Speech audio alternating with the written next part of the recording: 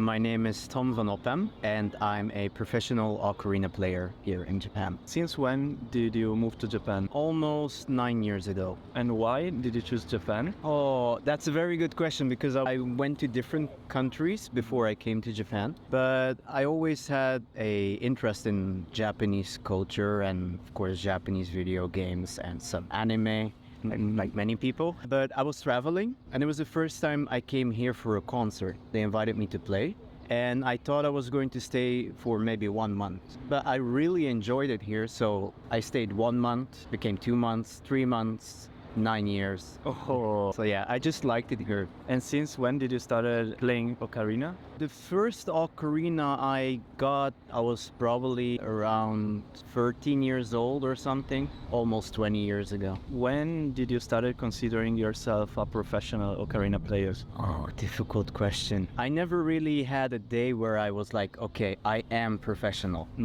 It was like always slowly, step by step. I used to travel to play, but then when I came to Japan, I couldn't do only music. So I had to figure out how to live here, and then over time it became more and more Ocarina.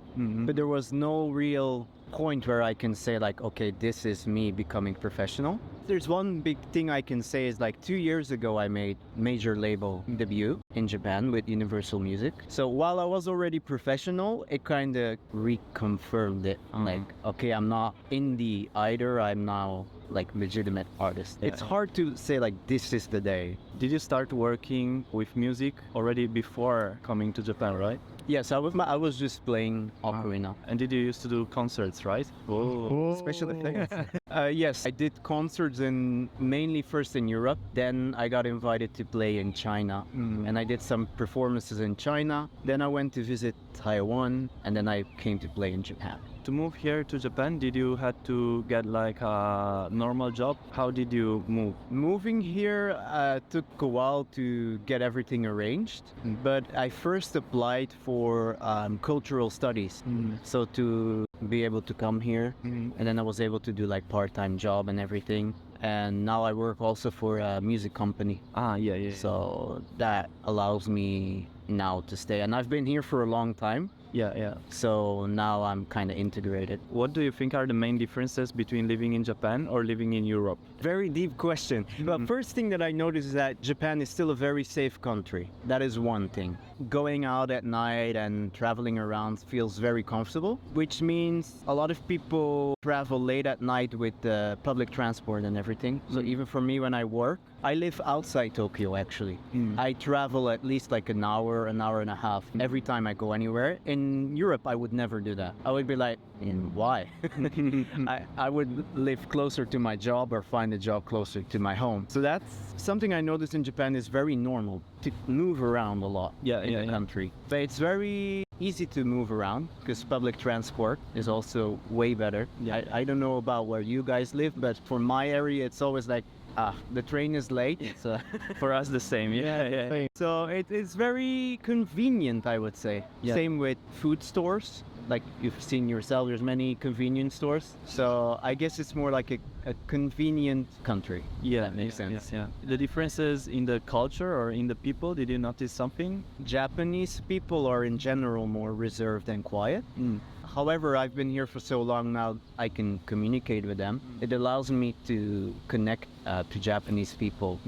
But you have to be more careful the way you approach. With us, we're more direct, hey. But here you have to be a little bit more like slowly and gentle. But once you get to know people, they're really warm as well. Even though they look a bit more, I wouldn't say cold, but like more retracted. Yeah. And how long did it take to learn Japanese? I'm still learning. I actually never really studied. I just learned from talking to people because I was alone here and the people I knew were all Japanese. Yeah. I had to talk to people and slowly learn. I read a few books, but mostly just by talking. And while my Japanese is not perfect, I'm able to survive and do general communication. So I guess you can, in a few years, you can get, I wouldn't say fluent, but at least survivable. And what are your plans now in Japan? What do you want to do? What are you looking for in the near future and also in the more distant future? In the near future, I'm focusing on making music. I'm doing my solo music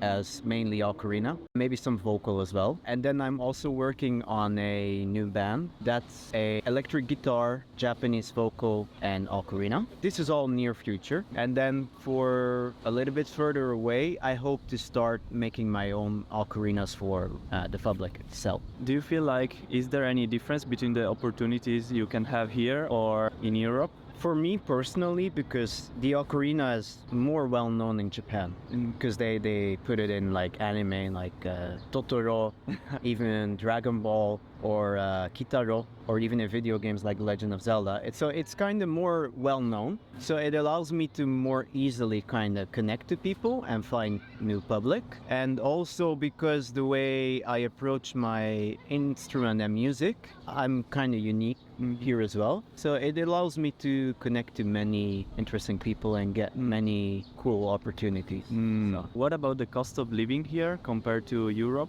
Is it both like the food prices, the rent, or the transportation system? If you're in the center of Tokyo, it would be expensive, like finding an apartment, but you can get cheaper ones, but the price will be much higher than if you would live just outside Tokyo. So that's what I do. I'm used to Japan, so I live a little bit outside Tokyo, so the rent is actually pretty cheap. Okay. For the apartment I get. And public transport is very easy in Japan, so it's not that hard. Of course, it takes time and money, but usually for work I get compensated and stuff like that, so I don't have to worry about that aspect. So it's pretty easy for me to live here, but I prefer being outside the big city because it does give a big price difference. And food, if you go to restaurants and everything, of course, is going to be more expensive, but if you cook yourself, I don't really notice a big difference. Like in general food, of course, don't buy like cheese and bread because that's like European food, so that's going to be really expensive.